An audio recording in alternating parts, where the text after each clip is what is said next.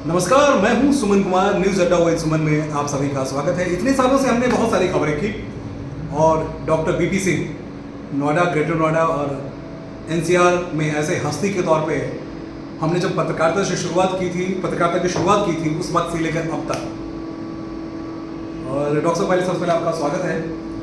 मैं बड़े भाई के तौर पे भी इनका सम्मान, और मैं छोटा भाई हूँ, इस बात का एक्सेप्ट करने मुझे कोई मलाल नहीं होता, क्योंकि हर तरह से आप इन्फॉर्मेशन ही नहीं, राय भी ले सकते हैं। और एनसीआर के जिस हिस्से में आप जहाँ जाएं तो डॉक्टर साहब एक अलग हस्ती के तौर पे जाने जाते हैं। खासकर गरीब गुरबा के जब चर्चा हम करते हैं एनसीआर में, तो बड़े बड़े 5 स्टार हॉस्पिटल में फैसिलिटी की बात करते हैं। उस बीच में गरीब कहीं न कहीं गुम होता चला जा रहा है। ग्रामीण इलाके की ज़मीनें ली गई, उसके बाद तमाम सारी चीज़ें हुई जो हमें आपको समझाने की ज़रूरत नहीं है। इस वक्त ओपीडी, फ्री ओपीडी की बात करते हैं, या गरीबों के लिए कल्याण की बात करते हैं, या उनको आयुष्मान कार्ड की बात करते हैं, इस तमाम सारी फैसिलिटी की बात करते हैं, तो वो गुम होता चला जा रहा है वो तमाम सारी चीज़ें। डॉक्टर साहब, कुछ नई चीज़ें आप लेकर आ रहे हैं, वो क्या है? देखिए, मैं एक सर्जन हूँ जी। और सर्जरी आप तभी करते हैं जब पहले आप एमबीबीएस करते हैं, फिर आप सर्जरी करते हैं। कोई भी स्पेशलिस्ट क्यों ना हो, वो एक जनरल फिजिशियन हमेशा होता है। दूसरी बात, मैंने अपने जीवन की शुरुआत ओपन सर्जरी से की, फिर सन 94 में लेप्रोस्कोपी की शुरुआत की, फिर 2018-19 में लेज़र सर्जरी की शुरुआत की, फिर 2023 में हमने रोबोटिक सर्जरी की शुरुआत की। तो मैंने हमेशा अपने आप को टेक्नोलॉजी के साथ बदलने का प्रयास किया है, और मैं हर व्यक्ति को सलाह देता हूँ कि आप किसी भी फील्ड के क्यों ना हो, अपने आप को लेटेस्ट टेक्नोलॉजी से एब्रेस रखें। जैसे हम आज आप टीवी की दुनिया की बात कर लीजिए, हम दूरदर्शन के ज़माने में पैदा हुए, उसके बाद बहुत सारे चैनल आए, फिर साइबर मीडिया आया, यूट्यूब आई, तो सब चीज़ें बदल रही हैं और धीरे धीरे हर चीज़ का स्कोप रीडिफाइन होता हुआ चला जा रहा है। तो हमेशा मॉडर्न टेक्नोलॉजी का फ़ायदा हमको लेना चाहिए और हमको बैलेंस करके देखना चाहिए कि ओल्ड टेक्नोलॉजी और न्यूअर टेक्नोलॉजी में क्या फ़ायदा है और क्या नुकसान है। जैसे अभी रोबोट है, रोबोटिक सर्जरी अभी थोड़ी महंगी मालूम देती है, उसकी वजह है रोबोट की कीमत। जो बेस्ट रोबोट है इंट्यूटिव का, डिविंसी के नाम से, वो करीब 12 करोड़ का है। अच्छा। जो इंडियन वर्जन आ रहे हैं वो 2-3 करोड़ में आ रहे हैं, लेकिन अभी उनको इवोल्यूशन की ज़रूरत है। एक दिन वो भी एट पार होंगे। अभी क्या है, पहले रोबोट का पेटेंट कराया हुआ था इंट्यूटिव ने, अभी वो खुला है, तो अब लोग नए नए प्लेयर आ रहे हैं। तो धीरे धीरे ये भी उतना ही प्रचलित टेक्निक हो जाएगी जितनी कि लेप्रोस्कोपी। लोग डरता क्यों है? लोग क्यों डर इस बात से क्यों है कि रोबोटिक जो है, बहुत उनके जहन में कुछ न कुछ सवाल होते हैं कि वो सही नहीं है। खर्चे भी तो एक रीजन है, लेकिन वो भी एक रीजन है कि अभी को उसके प्रति उनमें वो झुकाव या रुझान या समझ नहीं। सुमन जी, देखिए, जहाँ तक बात रोबोट से डरने की है, वो ऐसा नहीं है जी।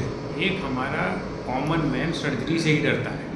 अगर मैं उसको कहूँ कि भाई तेरी सर्जरी करूँगा, 50 रुपये लगेंगे, तुम 100% ठीक हो जाओगे जी, और एक तरफ मैं बोलता हूँ कि तेरी सर्जरी नहीं करूँगा, तो तेरे 100 रुपये लगेंगे, पर 50% चांस है कि तू ठीक हो जाए, तो सेकंड ऑप्शन की तरफ जाएगा, डेफिनेटिव की तरफ नहीं जाएगा जी।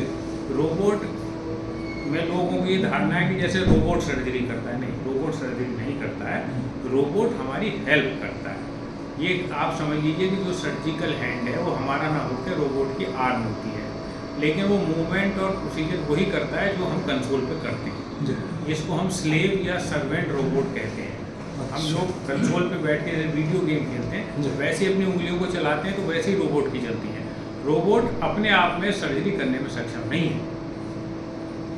कहते हैं लेप्रोस्कोपी और इसमें रोबोट में, इसमें मॉडर्न टेक्नोलॉजी में क्या बहुत ज़्यादा बारीकी से आपको, क्योंकि आप रोबोटिक को क्यों जाना है?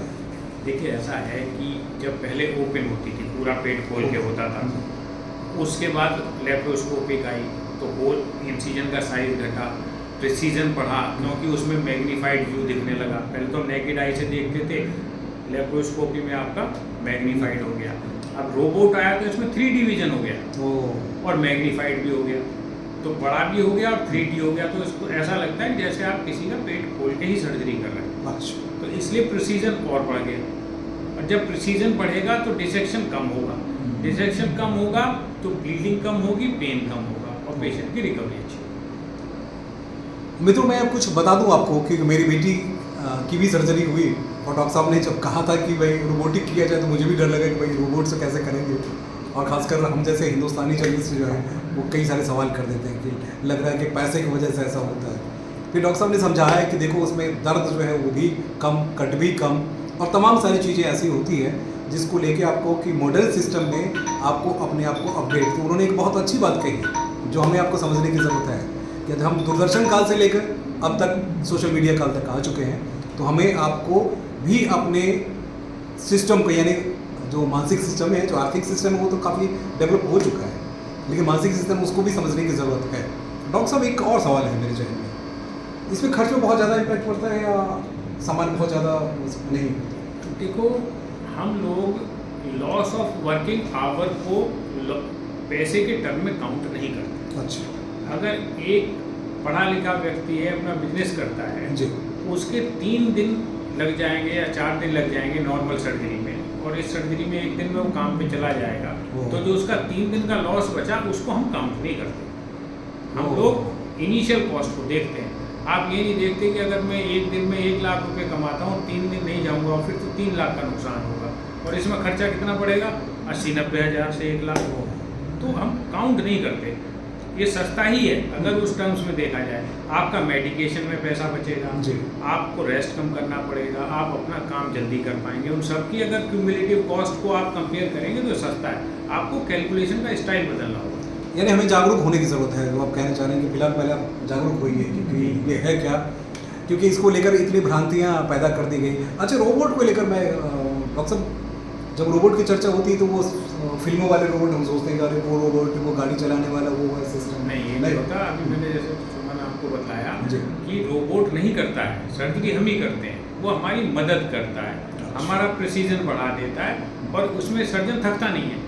भाई मान लीजिए किसी सर्जरी में ज़्यादा समय लगेगा तो सर्जन थक सकता है, तो इसमें क्योंकि हम एफर्ट ही कुछ नहीं कर रहे हैं, उंगली चला रहे हैं तो थकेंगे नहीं। अच्छा, वो पहली चीज सेट क्या एक बार में एक रोबोट जो है वो कितनी सर्जरी है, क्योंकि आप डॉक्टर हैं तो कई सारे सर्जरी। रोबोट इसलिए महंगा है जी, कि जो इसकी पेरेंट कंपनी है वो हमको आर्म प्रोवाइड करती है, और एक आर्म की कीमत है 40,000।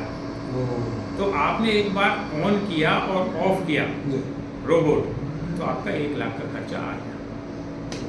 और उसको एक बार में ऑन करके आप 4 सर्जरी कर लीजिए, 5 कर लीजिए, उससे फ़र्क नहीं पड़ेगा। लेकिन अगर एक बार में 1 करी तब भी उतना ही खर्चा आएगा, और वैसे भी 4 करेंगे। तो चलिए, हम बार बार इस बात को दोहराते रहेंगे, बताते रहेंगे, समझाते भी रहेंगे, और कुछ ऐसी कहानी है जिसको हम बाद में आपको सुनाएंगे। यस, फिएट और एम्बेसडर का ज़माना देखा, उसके बाद मारुति आई। बिल्कुल। जब मारुति आई तो मारुति का बड़ा विरोध हुआ। इमरजेंसी के बाद सारी विरोधी पार्टियों ने इस पर कविताएं बनाई। एक बिगड़ा हुआ लड़का था, माँ का वो ये ले आया, मारुति आई। आज ईवी आ गई। अब ईवी की इनिशियल कॉस्ट तो ज़्यादा है, और पर रनिंग कॉस्ट बहुत कम है, पॉल्यूशन नहीं है। तो आप जब भी किसी चीज़ के नफ़े नुकसान देखें तो इन टोटल देखें। ऐसे रोबोट्स के भी आप रोबोटिक सर्जरी का भी टोटल देखें, केवल एक इनिशियल कॉस्ट को ना देखें। आपको लॉन्ग रन में बहुत बेनिफिट करता है। डिसेक्शन कम होता है तो कॉस्ट ऑफ एडिशंस कम होंगे, कॉम्प्लिकेशन कम होंगे, बहुत सारे फायदे। चलिए, बहुत बहुत शुक्रिया। डॉक्टर साहब से और भी विषयों पर चर्चा करते रहेंगे, और चर्चा तभी जारी रहेगी, है ना। बहुत बहुत शुक्रिया इसलिए कि हर बार कुछ न कुछ नई बात, कुछ न कुछ नई चीज़ें इनके जहन में समाज के लिए, क्योंकि एक सिर्फ पेशे से जुड़ी हुई बातें नहीं होती हैं, समाज के हर हिस्से की बात होती है, हर वर्ग की बात होती है, चाहे वो पत्रकार भी हो, चाहे वो व्यवसायी हो, चाहे वो आमजन हो। किसी भी विषय पे चर्चा करें डॉक्टर साहब के पास, हम फिर दूसरे विषय पे चर्चा करेंगे। और मेरी कोशिश ये होगी कि हर सप्ताह डॉक्टर साहब से आप लोगों को मिलाते रहें, क्योंकि हमने टीवी चैनल पे ऐसा कोई भी सप्ताह या महीने नहीं हुआ करते थे जब हम डॉक्टर साहब का इंटरव्यू लेके आते थे, चाहे वो सर्दी जुकाम से रिलेटेड हो, पॉल्यूशन से रिलेटेड हो, चाहे जैसे भी मसले हो, उस वक्त लेके आता है। तो थैंक यू, बहुत बहुत शुक्रिया सर आपका। फिर हम मिलेंगे, नमस्कार। धन्यवाद।